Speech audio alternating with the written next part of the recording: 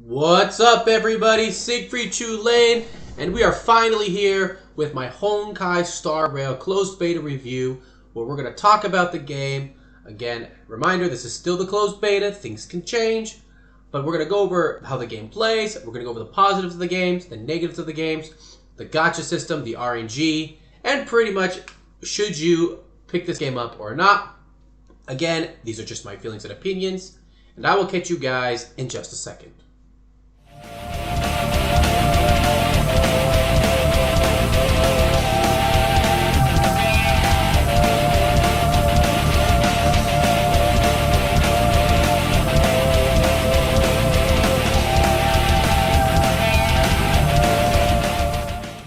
What's up, everybody? Siegfried Chu Lane here, and today we're going to be talking about Honkai Star Rail, kind of giving my own opinions of the game and kind of a review from the closed beta. Now, so far, I have finished the story available in the closed beta. I have been able to try the endgame content. I've been able to try every 5-star in the game and get a pretty good understanding of how the game works. So what we're going to talk about is kind of I'm going to start with the gameplay of the game. Then we're going to go into the positives of the game, the negatives of the game, how free-to-play friendly does it feel so far, the pity, the gacha system, etc. So I think the first thing we're going to talk about is, again, the gameplay. Now, there's not much to say about the gameplay.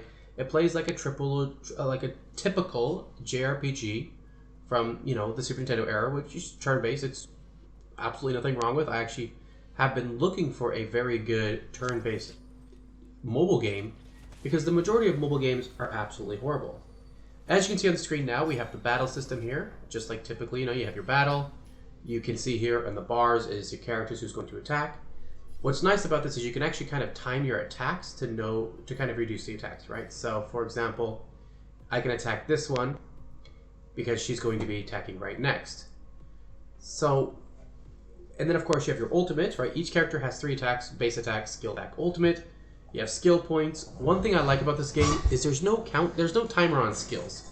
So you don't have you can use a skill and you have to wait 4 turns to use the skill again. As long as you have skill points, you can do it. And the skill points are kind of shared across your team. What's beneficial about this is that it allows for more customization and allows you to play the game how you need to play and adjust your battle style for what it matters. You can also see that each characters have certain weaknesses. These are the weaknesses over their heads. So, for example, we're going to go ahead and use our main character's skill, which is not an AoE. They have 3 different attacks: single attack, AoE, and then a close ranged AoE.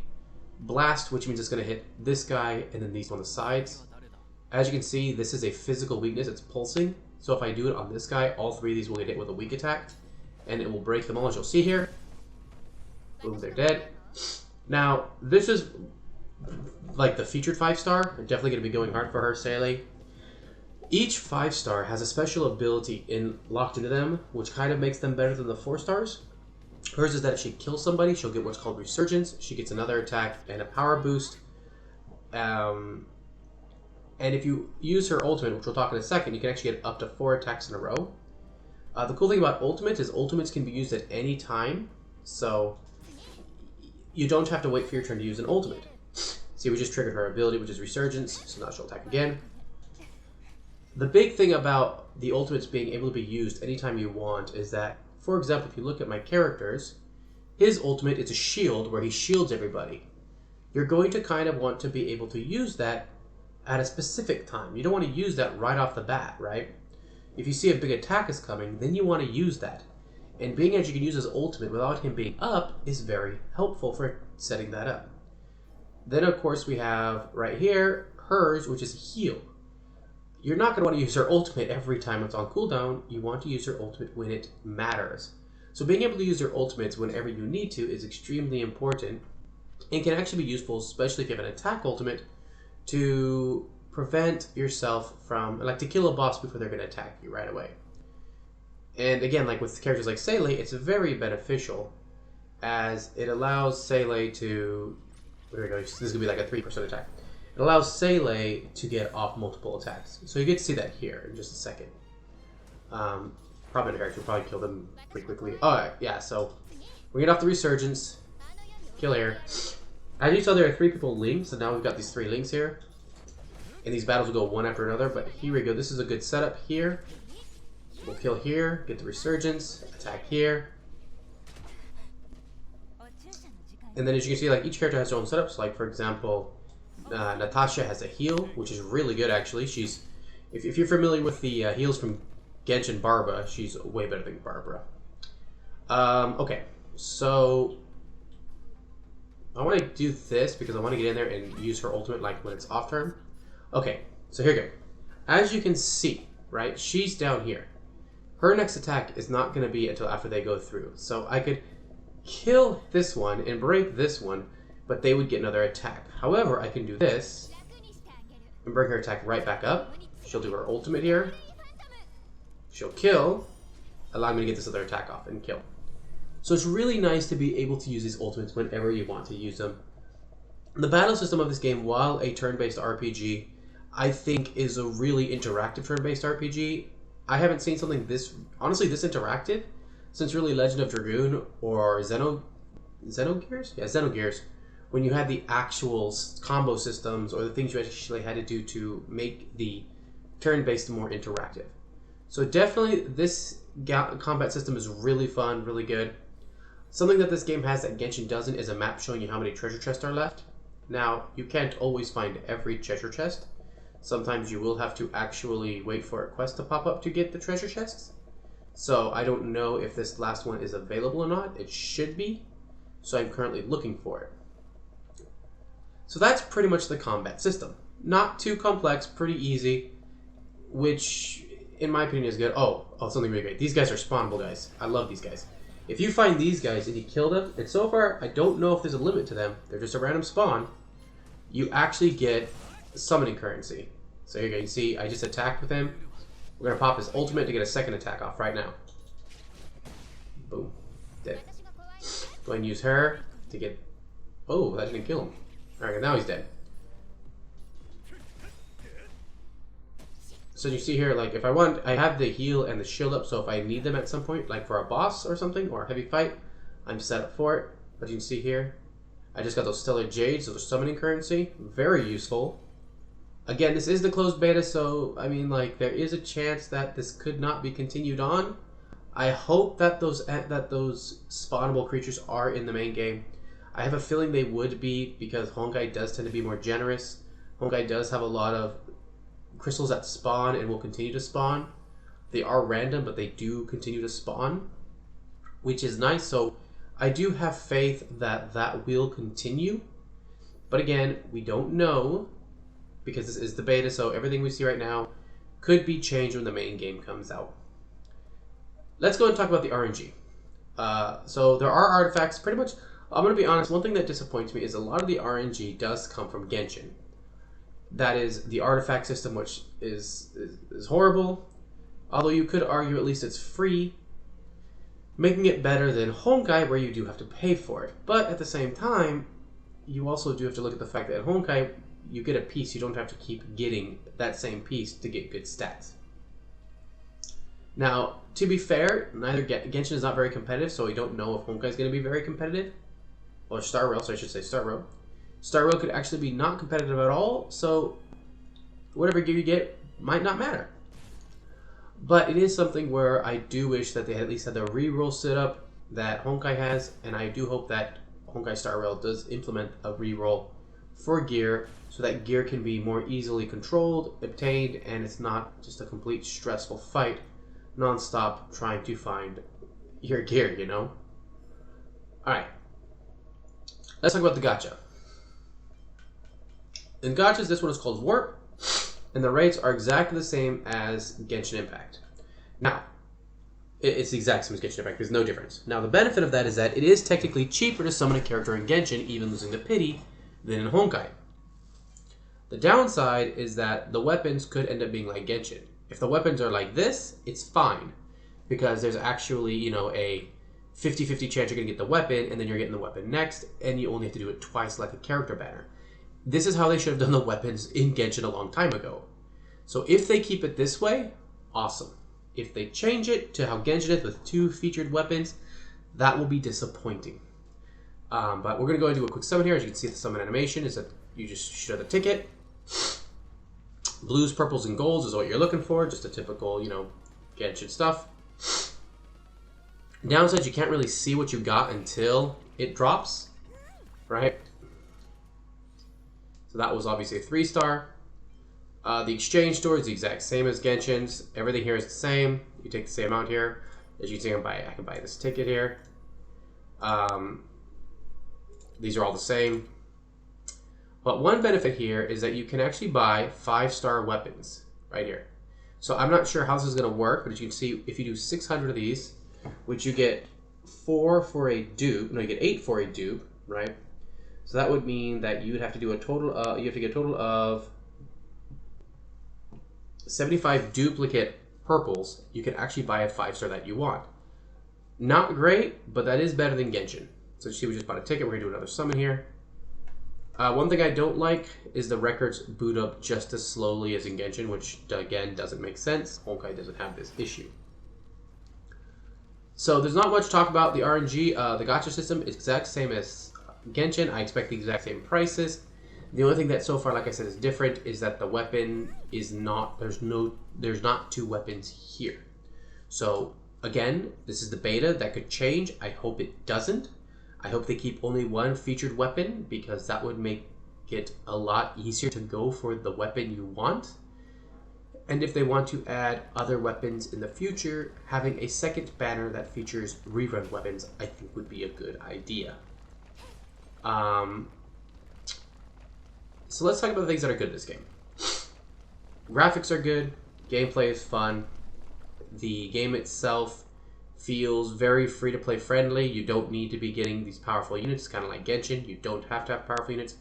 The 4-star units are definitely way better in this game than they are in Genshin.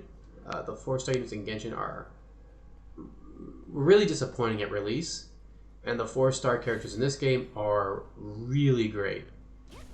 They definitely feel a lot more powerful, and they definitely feel like more time was put into them. What are some things about this game that the downsides of this game? Number one, it's a gacha system game. So you could end up, having to spend money to get a character you want. Like Genshin, you can be a little bit smart, you can plan ahead, but like Genshin, the rates are still pretty rough, where if you are having an issue with Genshin's rates, and I wouldn't suggest picking up this game, as you're pretty much having the same issue, right? There's not much of a difference there. It's going to be the exact same as Genshin. Should you play this game? In all honesty, I think that if you can play Genshin free to play, I think this is a good game to hop in. If you can afford to play Genshin, you can afford to pay in this game, I think it's a good game to hop in. It really comes down to how controlled are you with your spending. If you're already spending your food money with Genshin, and you can't control your spending in Genshin, and it has become an issue with you in Genshin already, or in any other gacha game, I would avoid it. If you're playing a turn-based gacha game already, that's costing you lots of money to keep up, and you're kind of getting bored of it, I would say switching. I mean, a couple games come to mind. It's like 7 Deadly Sins is one of the more interactive turn-based RPGs, but honestly, this game will probably get my attention, and I'll probably stop playing 7 Deadly Sins because I won't need to anymore. I'll be playing this game, right? Like, what's the point of playing 7 Deadly Sins? This game looks better, it feels better. If you're playing the new Avatar Generations, definitely that's a game to drop for this game. I don't think, so far of all the turn-based games I've played, personally for me, do not compete. A big issue is that a lot of companies don't really put the effort into those games to make them look good. For example, I am not looking for a chibi turn-based game. I want an RPG that feels up to date. Because I want to play an RPG that feels chibi, I'm just going to go back and play original Final Fantasies. I want an RPG that feels up to date. I want a game that I'm going to feel like I'm playing a game that has been recently made, not made from a long time ago. So this is one of those where I think if you're looking for a good turn-based RPG and you're stuck with those bad ones with like chibis or really heavy pay to win, I think this is a game to go with. Is this game going to have PvP? I highly doubt it. They have not added PvP to any of their games. I don't see PvP being added to this one. I think that Mihoyo stays away from PvP because PvP creates a very toxic environment, especially in a gacha game. Because when you have PvP in a gacha game, you then have to build units for PvP, and then you have people complaining when a unit isn't balanced. Well, in this setup, it really won't matter. It's a single-player game, obviously more single than Genshin. If you get a broken unit, it has no effect on anybody else. You can just enjoy the game. And yes, some people enjoy some gacha games with that mentality, but when you add the PvP aspect into it, the freedom with making units goes down. So I think that PvP is never going to be in this game. I think they might have like a PvE PvP setup, but that's about as far as I think they would go. Now, I want to end this video by kind of talking about some rumors I've seen on some other content creators, some personally just advice or just things I've seen that I don't particularly agree with. I can't say it's really not true, as it does come down to an opinion, but I would say that I feel like it's, personally for me, a bad take compared to what they're talking about. So for me, the biggest one would be the fact that a common one that I saw was that the game is too grindy.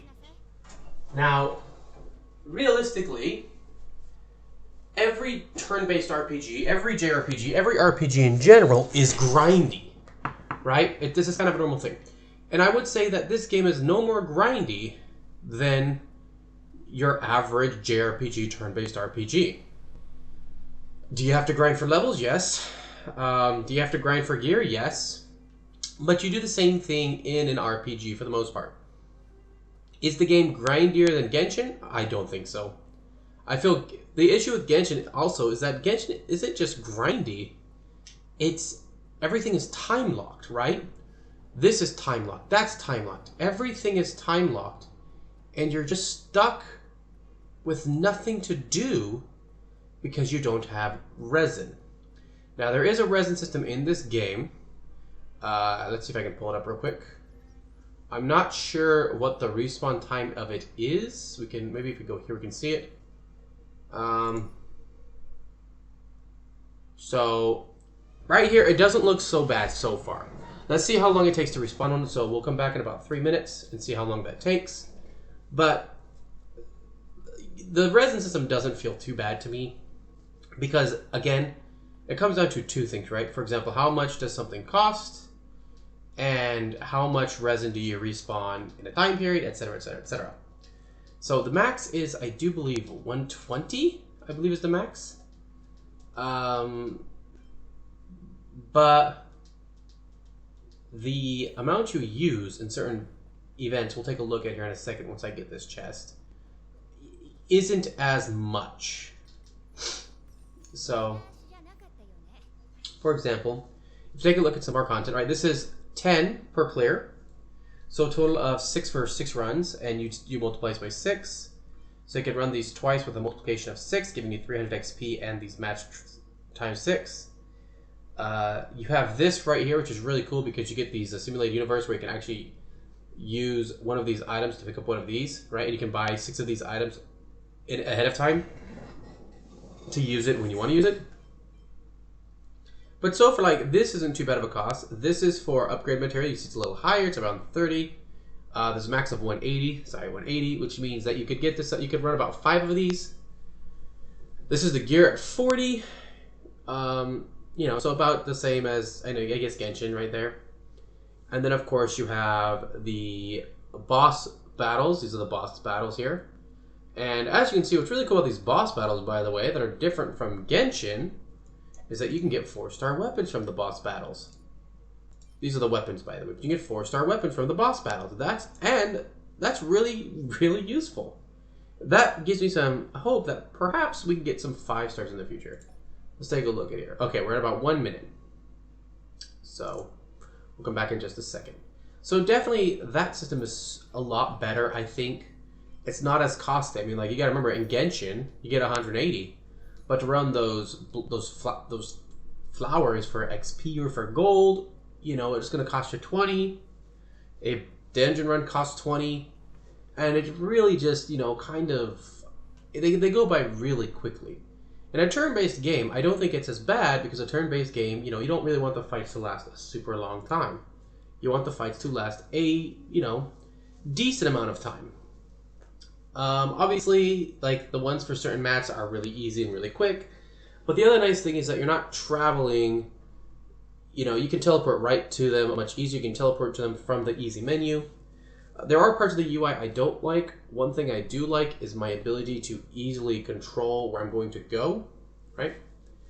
But the big question, and this is something I have not checked yet, is just how much time it will take to get one stamina. Now, as you can see, it'll take about 11 hours to get everything. So from 70 to 180 would take 11 hours, which I believe is about 90. If this is around 5 minutes, I think it's fine. If this is around 8 minutes, I think that's not okay. If this is 10 minutes or longer, then it's something that they definitely need to fix before the game comes out.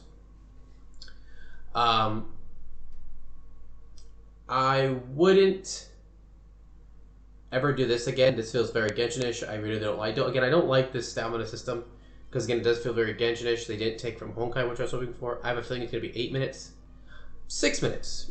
Okay, 6 minutes. 6 minutes is doable because that means that you can actually every hour you get enough stamina to run a dungeon. That's actually doable. That's not too bad. Not great, but definitely. If you take a look at Genshin being 8 minutes, right? And you take that extra 2 minutes and you multiply that by the 160, because you got to remember Genshin's only 160. You have 2 times 160.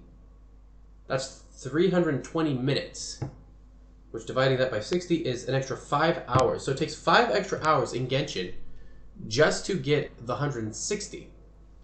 So, in order to fully respawn in Genshin, right, you're looking at 21 hours. To fully respawn in this game, you're looking at 18 hours. Now, that is a 3-hour difference, 3.5 hours to be honest. I can actually handle that. That's not too bad. The endgame content I feel is more enjoyable. There's already 2 different forms of endgame content in this game, which is good. So, yeah, I definitely feel, I don't know, I feel like the things that Genshin is missing, this game has. Now, is this game a Genshin killer? Obviously not. Come on, it's Mihoyo, it's the same game, company. It's a completely different style of game. That was one of the things I saw was someone saying it's not a Genshin killer. Well, no duh, it's not a Genshin killer. If you're looking for, again, to finish this review off, if you're looking for a very good turn-based RPG, this is the game to go with. If you're looking for another adventure-ish game, I would skip this one. If you are able to control your spending, or you're able to play free-to-play in Genshin, no problem, in Honkai, no problem, or you can afford spending in those games, I would say play this game. If you can't play this game without, and you're worried you're going to spend what you can't afford, or that all the money you spend in Genshin would have to go to this game, kind of making Genshin become a game you don't play anymore, I would not say replace Genshin with Honkai Star Rail. Simply due to the fact that you're going to be looking at a game that you just invested time and money in, that you have to erase all of that for a new game. I never suggest dropping an old gacha game for a new gacha game unless the new gacha game is worth it. And I don't feel like Star Rail is, I mean, like Genshin's pretty good, has its problems, but I don't feel like Genshin is so bad that Star Rail needs to replace it. But I do feel with the majority of turn-based RPGs, like I've tried Epic 7 and all those other ones, I do feel this game is going to beat those. And that if you're playing games like Epic 7 and you're not extremely happy with Epic 7, I'm only using Epic 7 because that's known as one of the best here, by the way, or 7 Deadly Sins Grand Cross, which again is one of the really good ones, but those games aren't doing it for you anymore, I would suggest hopping into Honkai Star Rail. If you're playing Avatar Generations and you're only playing that game because you're an Avatar fan, jump into this game and wait for us to get a good Avatar game. Because that game is not going to be around very long, and this goes with a lot of those AFK Arena games. If you're playing any of those games, I would say this is a game to switch to. Anyways, guys, this is the end of... These, again, are just my feelings and my opinions. Everyone's free to do whatever they want to do. If you have any questions about the game, about the closed beta, about anything, let me know in the comments below. Real quick shout out to Jansuu Arts for the actual background he made for my Twitch, which I'm using in the videos, as you can see in the intro and the outro. His information will be in the actual details of this video. If you're looking for someone to help you with some graphic designing, really cool guy. Anyways, I will catch you guys later. Stick to your lane, signing out. You all have a good day. Peace.